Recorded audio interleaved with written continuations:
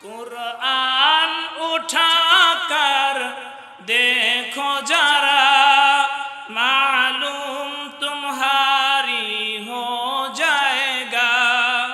कुरान उठाकर देखो जरा मालूम तुम्हारी हो जाएगा। हुआ कौल मोहम्मद कौल खुदा ला इलाहा इल्लल्लाह ला इलाहा। हम रात तो शख पर सोते हैं ओ उम्मत की गम में रोते हैं। मैं जुल्म करे ओ आतफा ला इलाहा इल्लल्लाह ला इलाहा इल्लल्लाह मुहम्मदुर रसूलुल्लाह सल्लल्लाहु अलैहि वसल्लम। আল্লাহ নবী সাল্লাল্লাহু আলাইহি ওয়াসাল্লাম সালামের প্রতি অনেক গুরুত্ব আরোপ করেছেন।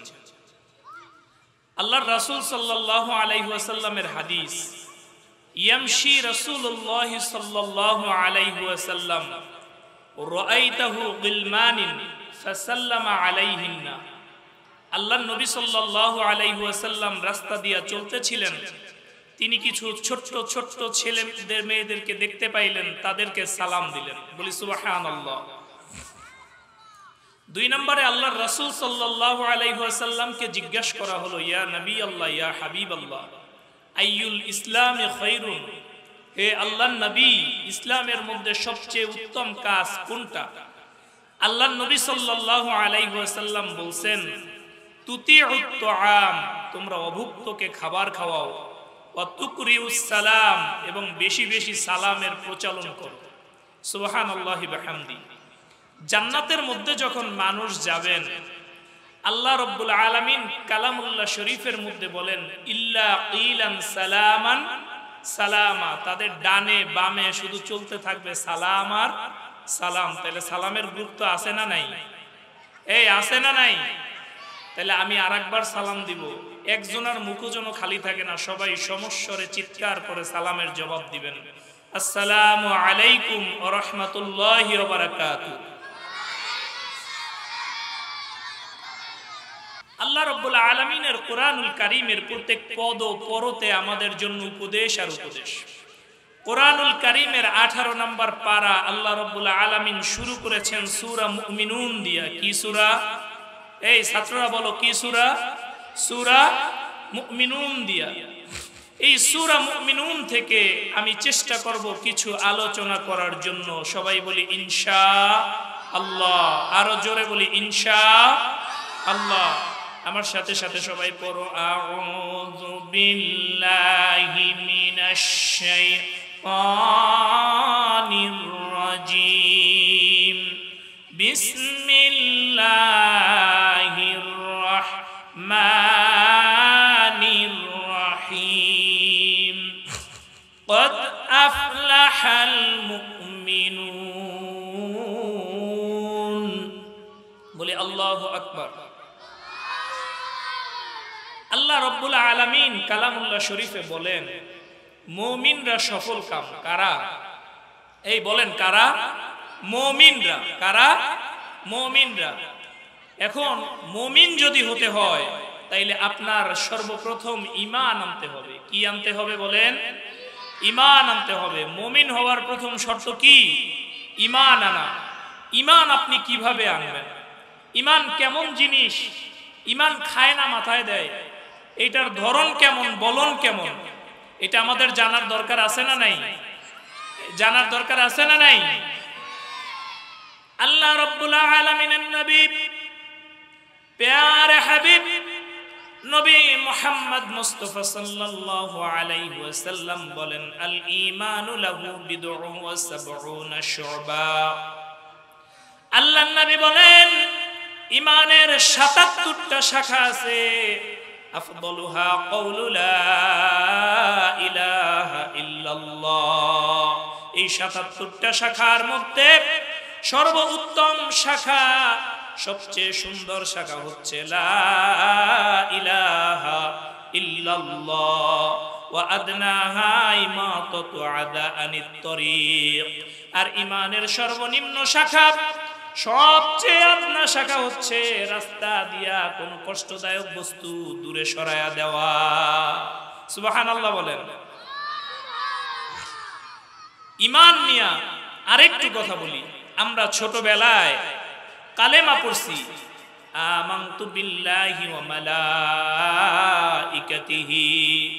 ওয়া কুতুবিহি ওয়া রুসুলিহি ওয়াল ইয়াউমিল আখিরি ওয়াল কদরি খাইরি ওয়া শাররিহি মিনাল্লাহি তাআলা ওয়াল বা'সি বা'দাল মাউত। কি কি বিষয়ের উপর ঈমান আনতে হবে এটা আমাদের জানার দরকার আছে না নাই?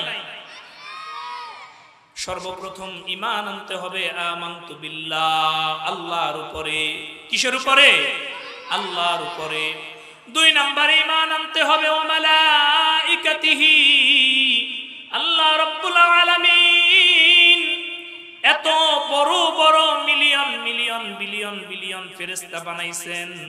2 নাম্বার ঈমান আনতে হবে এই সমস্ত ফেরেশতাদের উপরে। বলেন আল্লাহু আকবার। আপনাদের দাদা ওস্তাদ, আমাদের বাবা ওস্তাদ, হাজারো আলেমের ওস্তাদ, আমাদের কেন্দ্রীয় মসজিদের হুজুর আমাদের মধ্যে তাশরীফ আনছেন। বলেন আলহামদুলিল্লাহ। আর একটু জোরে বলেন আলহামদুলিল্লাহ। এরপরে 2 নাম্বার কি বললাম? কিসের উপর ঈমান আনতে হবে? ফেরেশতাদের উপরে। এখন যদি জিজ্ঞাসা করেন হুজুর ফেরেশতা এটা কেমন, এটার সাইজ কেমন, কি ফেরেশতা দেখতে কেমন? আল্লাহ রাব্বুল আলামিনের সবচেয়ে জলিলে কদর ফেরেশতার নাম হচ্ছে জিবরিল। এই বলেন কি নাম? জিবরিল। এই জিবরিল ফেরেশতার এমন বড় সাইজ, এই জিবরিল ফেরেশতারে আল্লাহ রাব্বুল আলামিন 600 নূরের পাখা দান করছেন। যদি সপ্তম আকাশ দিয়া এই ডানায় একবার ঝাপটা দেয়, জিবরিল আমিনের জমিনে আইতে আর দ্বিতীয়বার ঝাপটা দেয়া লাগে না। সুবহানাল্লাহ বলেন। আল্লাহ রাব্বুল আলামিনের আরেকজন ফেরেশতা আছে মালাকুল মউত, যেই ফেরেশতা জান কবজ করে। কি করে? যেই ফেরেশতা জান কবজ করে, এই মালাকুল মউত ফেরেশতার মাথাটা এত বড়, সারা দুনিয়ার পানি যদি মালাকুল মউত ফেরেশতার মাথায় ঢেলে দেওয়া হয়, মাথা ভেজে সিনা পর্যন্ত পানি আসে না। সুবহানাল্লাহি বিহামদি। তাই 2 নম্বরে আমরা কি পাইলাম? ওয়া মালাইকাতিহি, ফেরেশতাদের উপরে আমাদের ঈমান আনতে হবে। 3 নাম্বার ঈমান আনতে হবে ওয়া কুতুবিহি, আল্লাহ রাব্বুল আলামিন যত আসমানি কিতাব নাজিল করেছেন সমস্ত কিতাবের উপরে আমাদের ঈমান আনতে হবে। ওয়া মালাইকাতিহি ওয়া কুতুবিহি, এরপরে আল্লাহ রাব্বুল আলামিন বলছেন ওয়া রুসুলিহি, আল্লাহ রাব্বুল আলামিন যত নবী রাসূলগণ প্রেরণ করেছেন প্রত্যেক নবী রাসূলগণের উপর ঈমান আনতে হবে। আল্লাহ রাব্বুল আলামিনের পরে বলেন ঈমানের ব্যাপারে ওয়াল ইয়াউমিল আখির। কুরআনুল কারীমে ইয়াউম শব্দটা আল্লাহ রাব্বুল আলামিন যতবার ব্যবহার করেছেন প্রত্যেকবারই আল্লাহ রাব্বুল আলামিন কিয়ামতের দিবসের ব্যাপারে ইঙ্গিত করেছেন। ওয়াল ইয়াউমিল আখির, কিয়ামতের দিবস যে সত্য, আল্লাহ রাব্বুল আলামিনের সামনে যে দাঁড়ানো লাগবে, এই ব্যাপারে ঈমান আনা লাগবে। এই যে ঈমানগুলোর কথা বলতেছি, এর মধ্যে যদি কোনো একটা বাদ পড়ে যায় তাইলে আপনি আর কোনোভাবেই মুমিন থাকবেন না। ঈমানের খাতা থেকে আপনার নামটা কাটা পড়ে যাবে। ছাত্র 12 সাবজেক্টে পরীক্ষা দিলে যদি একটাই ফেল করে তাইলে সবগুলাই কি ফেল। আপনি সব বিশ্বাস করলেন কিন্তু আল্লাহ রাব্বুল আলামিনের ফেরেশতা বিশ্বাস করলেন না। আল্লাহ রাব্বুল আলামিনের ফেরেশতা বিশ্বাস না করলে আপনি আর মুমিন থাকতে পারলেন না। তাইলে কি আখিরাতের উপরেও কি ঈমান আনা লাগবে, নাইলে আপনি মুমিন হতে পারবেন না। এরপরে ওয়াল ইয়াউমিল আখিরি ওয়াল কদরি খাইরি ওয়া শাররিহি মিনাল্লাহি তাআলা, এরপরে ঈমান আনা লাগবে আপনার তাকদীরের যত প্রকার ভালো মন্দ আছে এই তকদিরের ভালো মন্দ সবকিছু আসে একমাত্র আল্লাহ রাব্বুল আলামিনের পক্ষ থেকে। এর উপরেও আপনার ঈমান আনা লাগবে। আপনি অনেকে মনে করে এবং অনেকে বলে মাঝে পোলাটা যদি চাকরি বাকরি না করতো তাহলে না খায়া মরণ লাগতো, আছে না নাই? এই ধরনের শিরকি কথা বলা যাবে না। অনেকে বলে আমার যদি ভ্যাকসিন কোর চাকরিটা না থাকতো, আমার যদি এই মাদ্রাসার খেদমত না থাকতো, তাইলে বউ মাইয়া বলা লয়ে না খায়া মরা যাইতাম। বলেন নাউজুবিল্লাহ, জোরে বলেন নাউজুবিল্লাহ। খাওয়ানোর মালিক কে? আল্লাহ। জোরে বলেন কে? রিজিক দেওয়ার মালিক কে? হায়াতের মালিক কে? দৌলতের মালিক কে? সম্মান দেওয়ার মালিক কে? আল্লাহ। আল্লাহ একমাত্র আল্লাহ। আল্লাহ রাব্বুল আলামিন ছাড়া কেউ হায়াত দেওয়ার মালিক নাই, রিজিক দেওয়ার মালিক নাই, কেউ দৌলত দেওয়ার মালিক নাই। সবকিছু যা হয় তকদিরের ভালো মন্দ কার দিক দিয়ে আসে বলেন? এই কার দিক দিয়ে আসে? আল্লাহর দিক থেকে। যদি এই আল্লাহ রাব্বুল আলামিনকে বিশ্বাস করতে পারতেন, আল্লাহর উপরে পরিপূর্ণ ভরসা রাখা যাইত, তাইলে এনজিও দিয়া কিস্তি নিয়ে ব্যবসা করা লাগতো না। ঠিক না বেটি? এনজিও দিয়া কিস্তি নিয়ে ব্যবসা করা লাগতো না। আপনার এই বিষয়গুলোর যদি উপর ঈমান আনেন, তাইলে আল্লাহ রাব্বুল আলামিনের ভাষায় আপনি সফল কাম হয়ে যাবেন। এই মুমিনের কথাই আল্লাহ রাব্বুল আলামিন বলছেন, মুমিনরা সফল কাম। আল্লাহ রাব্বুল আলামিন বলছেন কদ আফলাহাল মুমিনুন। এরপরে আসেন আয়াত নাম্বার 2। রাব্বুল আলামিন সূরা মুমিনুনের 2 নম্বর আয়াতের মধ্যে বলেন আল্লাযীনা হুম ফি সালাতিহিম খাশিউন। বলেন আল্লাহু আকবার। আল্লাহ রাব্বুল আলামিন মুমিনদের সিফত বর্ণনা করেন। মুমিনের 2 নম্বর সিফত হলো মুমিনরা তাদের নামাজের মধ্যে থাকবে বিনয়, নম্র, অবনত চিত্তে। কি থাকবে? বিনয়, নম্র, অবনত চিত্তে। কিছুদিন আগে আমি একটা প্রোগ্রামে এক হেফজখানায় নামাজ পড়ছি হুজুর। এখন আল্লাহর এক বান্দা ছাত্র, একজন রুকুতে আর একজন আখেরি বৈঠকে বসে আছে। মানে আমি পিছনে নামাজ পড়তেছি, হাফেজ সাহেব যায় 2 জনের হোগা বাজায় ঠাস ঠাস 2 বাড়ি। আমি কইলাম এটা কেমন শাসন হইলো? হেফজখানার পোলা পান এটা নামাজের মধ্যে পিডান খায়, এটারে কয় কেমন শাসন? তা আমি 1-2 জনের অ্যাক্টিভিটিস দেখে আমার নামাজ ছুটা যাওয়ার উপক্রম, মানে হাসি চলে আসছে। পরে আমি নামাজ শেষ করে জিগাইলাম, হুজুর এ কি কেরামতি দেখাইলেন আপনি? আরে ওই রুকুতে যায় যেটা বহা ওইটার লগে কথা কয়, বুঝছেন? নামাজে কেমন বিনয়, অবনত চিত্ত। নামাজি অনেক প্রকারের আছে। নামাজি কি অনেক প্রকারের আছে। কেউ আটকা নামাজ পড়ে, মনে করেন এমন এক সভা সমাবেশে গেছে 5 জন আর 4 জনই নামাজ পড়বে, ওই একলা এখন নামাজ না পড়লে কেমন দেখা যায়, এর লেগে বেচারা নামাজ পড়ে। আর অনেক নামাজি আছে যারা ফাইটকা নামাজ পড়ে। ফাটকি কয় বরিশালের একটা ভাষা রে, যেটারে কয় ডজ দেওয়া, মানে আল্লাহর লগে 2 নাম্বারই করে, ডজ দেয়। মানে নামাজ 4 রাকাত নামাজ পড়তে হে লাগে মোটে 3 মিনিট। সেজদা ঠিক মতো দেয় না, রুকু ঠিক মতো দেয় না, সেজদার কথাবার্তা ঠিক মতো দেয় না, নামাজ পড়ে। এমন নামাজি সমাজে আছে না নাই? এই বলেন আছে না নাই? নামাজ পড়ে 12 বছর, আত্তাহিয়াতু জিজ্ঞাসা করলে ঠিক মতো বলতে পারে না, সূরা ফাতিহা তার সহি না, এরকম নামাজি আছে না নাই? আছে।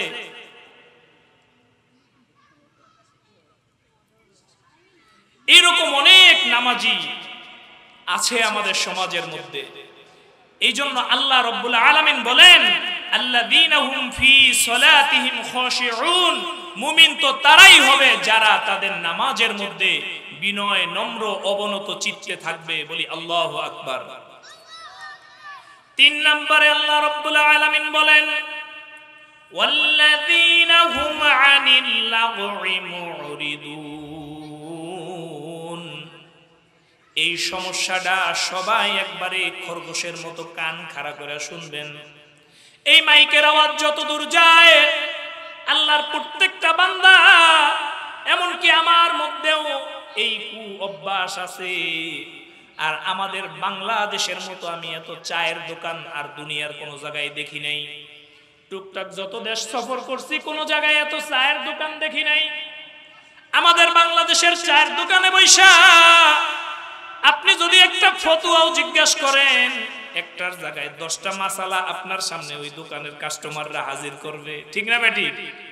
এই চায়ের দোকানে বৈশা একবার ডোনাল্ড ট্রাম্পরে ক্ষমতায় দিয়ে দেয়, একবার শেখ হাসিনারে টান্না নামায়, একবার নরেন্দ্র মোদীরে গালি দেয়, একবার বাংলাদেশের প্রধানমন্ত্রীর উপরে উঠায়। দুনিয়ার যত বেহুদা কথাবার্তার কারখানা হচ্ছে চায়ের দোকান, ঠিক কিনা বলেন?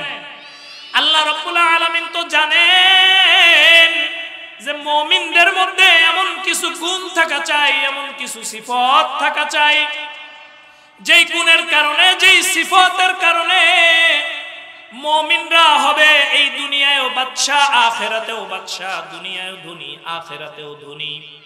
এই জন্য আল্লাহ রাব্বুল আলামিন মুমিনদেরকে গুণ শিখায়, সিফাত শিখায়, যে মুমিন হবে তারা যারা কোনো বেহুদা কথাবার্তা বলবে না, যারা কোনো গীবত, শিকায়েত, পরনিন্দা, পরচর্চা করবে না।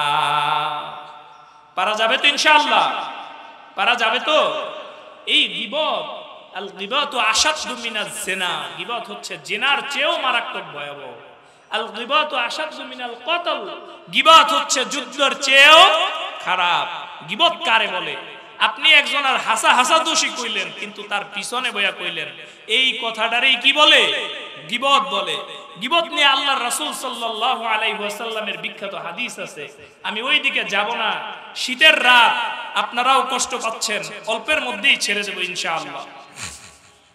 তাইলে আমরা চেষ্টা করব কেউ কারো ব্যাপারে গীবত, শিকায়েত, পরনিন্দা, পরচর্চা, এক কথায় বেহুদা কোনো আলাপ করব না। সবাই বলেন, বেহুদা কোনো আলাপ করব না। এরপরে আয়াত আল্লাহ রাব্বুল আলামিন বলেন, ওয়াল্লাযীনা হুম লিয-যাকাতি ফাঈলুন, এবং তারা হবে মুমিন, তাদেরই হবে মুমিনের সিফত, যারা ঠিক ঠিক মতো তাদের যাকাত আদায় করে দিবে। বর্তমান সমাজে দেখা যায় যাকাত দেওয়ার জন্য এলাকায় এলাকায় মাইকিং করা হয়, মাইকিং করে যাকাতের টাকা দিয়া অনেক দোকানে যায় পোস্টার দেখি লেখা আছে এই জায়গায় যাকাতের শাড়ি পাওয়া যায়। এরপরে কিছু যাকাতের শাড়ি কিনে, যেই শাড়ি এক দোয়া দিলে শেষ। এরপরে সারা এলাকায় মাইকিং কইরা যাকাত দেওয়ার জন্য আশেপাশে 10টা ক্যামেরা লাগায়, লাগায়া বিশাল লম্বা করে লাইন দিয়া তারপরে যাকাত দেয়। ওই যাকাত আল্লাহ রাব্বুল আলামিনের উদ্দেশ্যে দেয় না। এই বান্দা যারা এইভাবে যাকাত দেয়, তাদের যাকাত দেওয়ার উদ্দেশ্য হলো মানুষকে দেখানো, ঠিক না বেটি? যাকাত দিতে হবে কার জন্য? একমাত্র আল্লাহর জন্য। কার জন্য? একমাত্র আল্লাহর জন্য। আল্লাহকে উদ্দেশ্য করে যদি আপনি কোনো ইবাদত না করেন, আপনার ওই ইবাদত কবুল হবে না।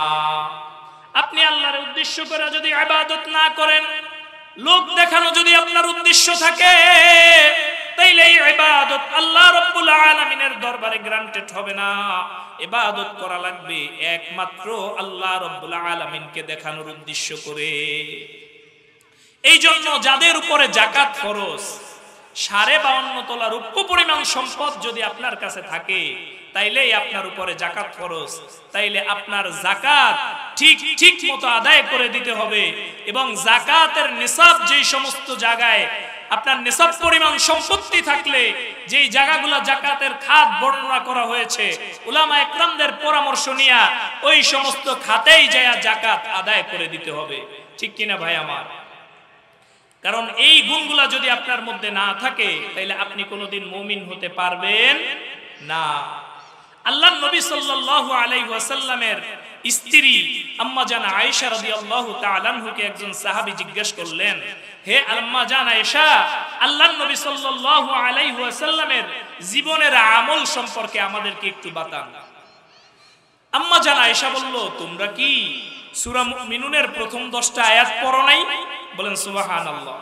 তাফসীর ইবনে কাসীরের মধ্যে আসছে, আম্মা জান আয়েশা রাদিয়াল্লাহু তাআলা আনহু বলেন, সূরা মুমিনুনের প্রথম 10টা আয়াতই হলো আল্লাহর নবী সাল্লাল্লাহু আলাইহি ওয়াসাল্লামের জীবনের গোটা জিন্দেগীর ইবাদত, আল্লাহর নবীর জিন্দেগীর চরিত্র এই 10টা আয়াতের মধ্যেই ফুটে উঠেছে। বলেন সুবহানাল্লাহ।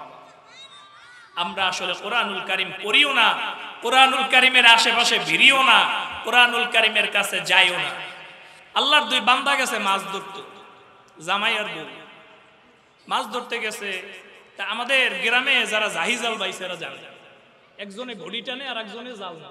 কি করে? একজনে ঘড়ি টানে আর একজনে জাল। তো ঘড়ি টানা আর জাল মারা দুইজনার সমন্বয়ে অনেক চেষ্টা তদবিরের পরে ছোট্ট একটা আঙ্গুলের সাইজ কই মাছ পাইছে। কি মাছ? কই মাছ। মজার গল্প, একটু মন দিয়ে শুনো, সামনে একটা শিক্ষা আছে। আঙ্গুলের সাইজ কই মাছ। বউ তেরা, জামাইও তেরা, দুইজনে কইতাছে এইটুক মাছ এটা তো আমার একারই লাগবে, তোমারে তো দেওয়া যাবে না। এখন দুইজনে অনেক চিন্তা ভাবনা করে রান্নার পরে একটা যুক্তিতে আসছে যে কই মাছ উনি খাবে, যে আগে কথা বলবে হ্যাঁ এলিমিনেশন হয়ে যাবে, মানে হ্যাঁ ঠইগা যাইব। আমরা দুইজনে চুপ থাকবো, যে শেষে কথা বলবে কই মাছ তার। কি? যে শেষে কথা বলবে কই মাছ তার। আল্লাহর 2 বান্দা, এই ওয়াজটা শুধু আলেমদের জন্য। আল্লাহর 2 বান্দা একদম চুপ, হুজুর পুরা খামোশ, কোনো কথা নাই, কোনো শব্দ নাই। একবারে রাত শেষ হইয়া ভোর, কোনো কথা নাই। দিন যায় আবার রাত, বউ চুপ, জামাইও কি চুপ। কই মাছ খাওয়ার জন্য কেউ কোনো কথা বলে না।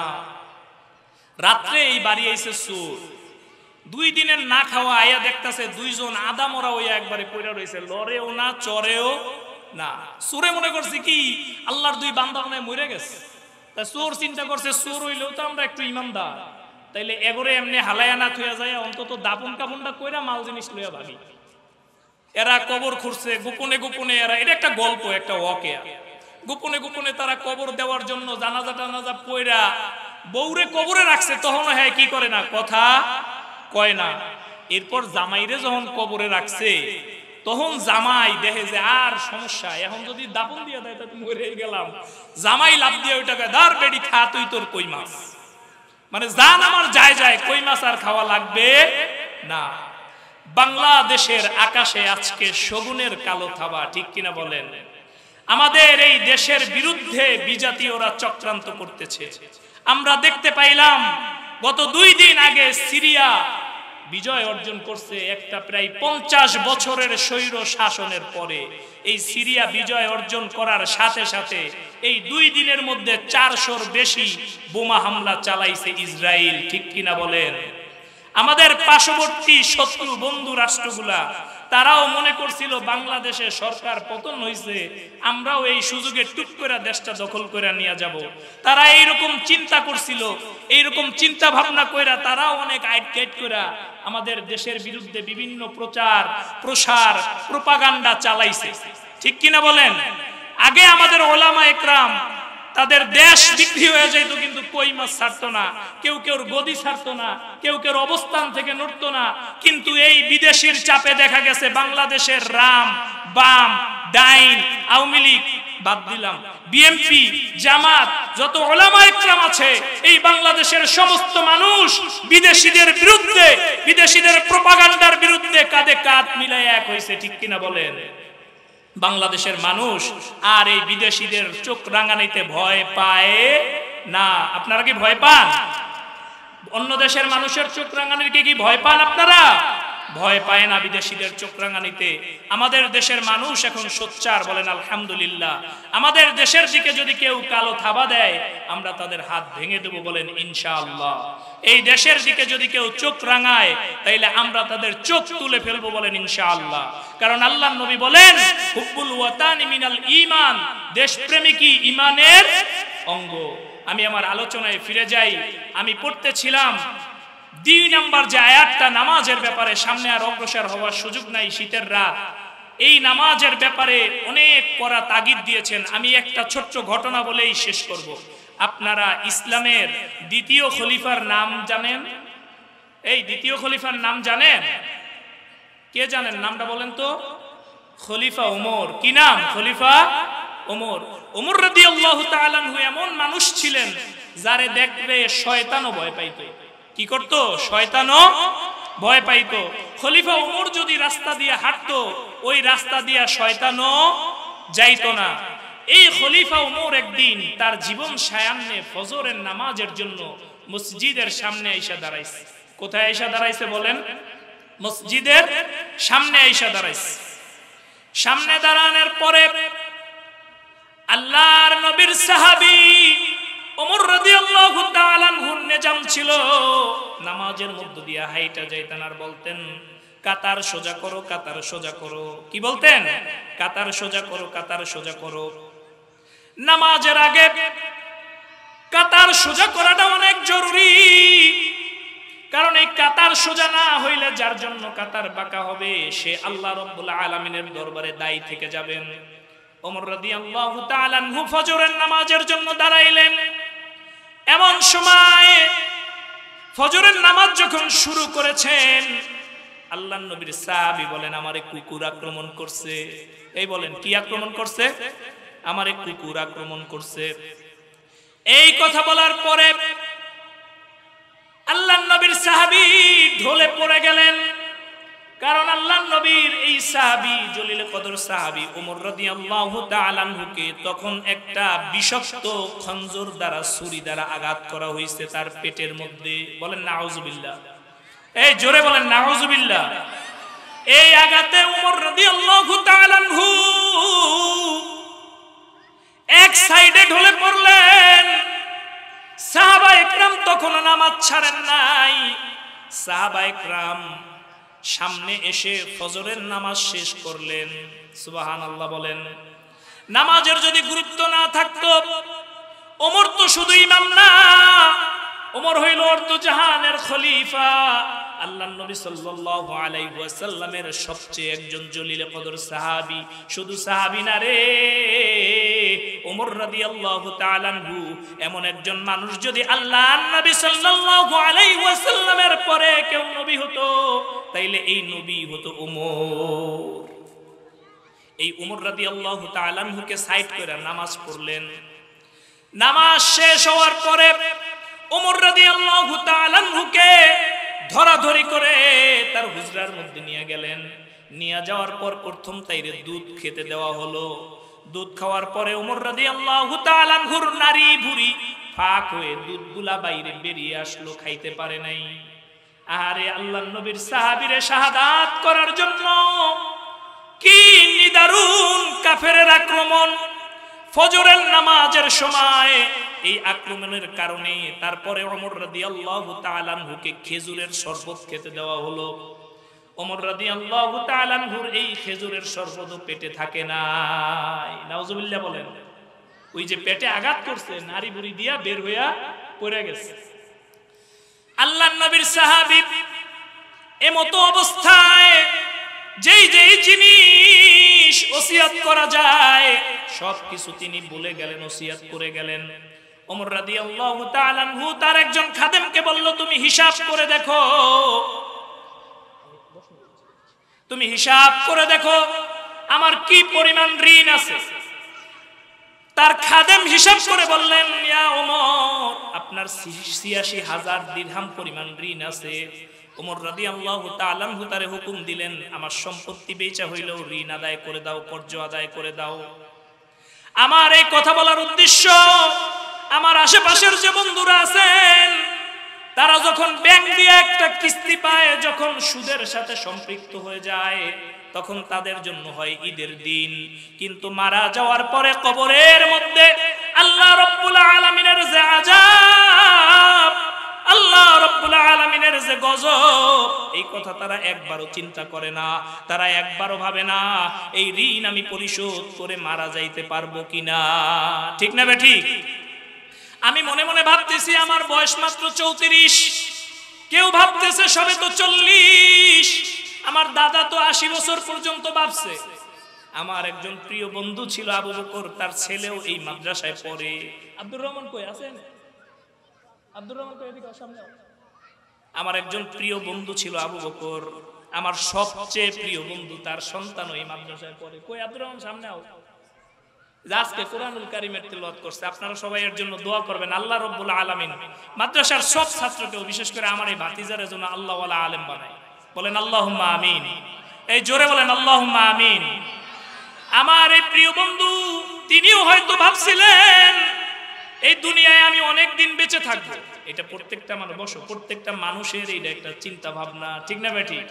আমিও ভাবি, কারণ আমি যখন বিল্ডিং করি তখন ওইটা 100 বছরের পরিকল্পনা করে করি, ঠিক কিনা বলো? আমি যখন ঋণ করি, ব্যাংক দিয়ে সুদের টাকা উঠাই, তখন আমিও ভাবি যে আমি এই সব কিস্তি পরিশোধ করে মরতে পারবো, ঠিক না বেটি?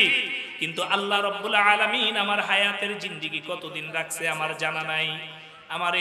আমার বন্ধু অল্প কয়েকদিন আগে জানাজা পড়াইয়া গোসল করাইয়া কবরে রাইখা আসছি। আল্লাহ রাব্বুল আলামিন নিয়ে গেছেন। ঠিক খলিফা ওমরও তেমনি ওসিয়াত করে গেলেন, আমার যে ঋণগুলো আছে এই ঋণগুলো তোমরা এইভাবে পরিশোধ করে দিবা। এমতো অবস্থায় ওমর রাদিয়াল্লাহু তাআলা আনহুর কাছে একজন যুবক আসলেন। যুবক এসে বললেন, আল্লাহর নবীর সাহাবী ওমর, আপনি একজন ন্যায়পরায়ণ শাসক ছিলেন। কি বলছেন? আল্লাহর নবীর সাহাবী ওমর, আপনি একজন ন্যায়পরায়ণ শাসক ছিলেন। আপনি আপনার শাসন আমলে এমন কোন কাজ করেন নাই যেই কাজ আমাদের জন্য ক্ষতির কারণ হয়। আপনি আপনার শাসন আমলে নিষ্ঠার সাথে একনিষ্ঠভাবে আমাদের শাসন করছেন, শাসনভার পরিচালনা করছেন। হে আল্লাহর নবীর সাহাবী, সর্বশেষ মনে হয় আল্লাহ রাব্বুল আলামিন আপনাকে শাহাদাতের পেয়ালা পান করায়া দিছে। আল্লাহু আকবার বলেন। এই কথা বলে যুবক হেঁটে যাচ্ছে। ওমর রাদিয়াল্লাহু তাআলা আনহু দেখলেন যুবকের কাপড় টাকনুর নিচে পড়ে আছে। এই জিনিস দেখার পরে আল্লাহর নবীর সাহাবী ওমর রাদিয়াল্লাহু তাআলা আনহু যুবকরে আবার ডাক দিলেন, যুবক এদিকে আসো। কি করলেন? যুবকরে আবার ডাক দিলেন। যেই সময় যুবকরে ডাক দিলেন, ওমর রাদিয়াল্লাহু তাআলা আনহু শরীরে তখন খঞ্জরের আঘাত। যুবকরে ডাইকা মৃত্যু প্রায়। ওমর তারে বলতেছে, এই মরার আগ দিয়া উপদেশ করতেছে, যুবক তোমার টাকনুর গিরার নিচে তোমার কাপড়টা ঝুইলা ঝুইলা যাইতেছে। সুবহানাল্লাহ বলেন। মরার আগে কি উপদেশ করলো যুবক? টাকনুর নিচে তোমার কাপড় ঝুইলা ঝুইলা যাইতেছে। আমাদের বর্তমান সময় যুবকদের একটা ফ্যাশন, প্যান্ট যেন টাকনুর নিচে না পরলে আর হয় না, ঠিক না বেটি? আডুর যেটা সিরা থাকে টাকনুর নিচে ঝুলায়া পড়ে, মানে এহেনটা যেটুক কম পরে ওইটুক মনে হয় নিচে পড়ে, ঠিক না? কেমন দারুণ রঙের ফ্যাশন। এই জন্য টাকনুর নিচে কাপড় পরা যাবে না।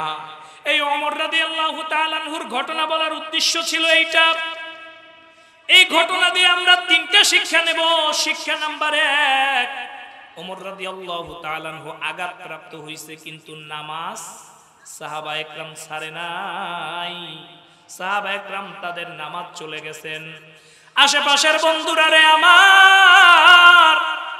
আমার যুবক বাবারা, আমার বৃদ্ধা বয়সের বাবারা, মায়েরা, আপনাদের প্রত্যেককেই আমি হাত পাও ধরে বলে যাই, আমার এই মাইকের শব্দ যত দূর যায়, প্রত্যেকটা মানুষ কিন্তু আশায় আশায় বাঁধে ঘর।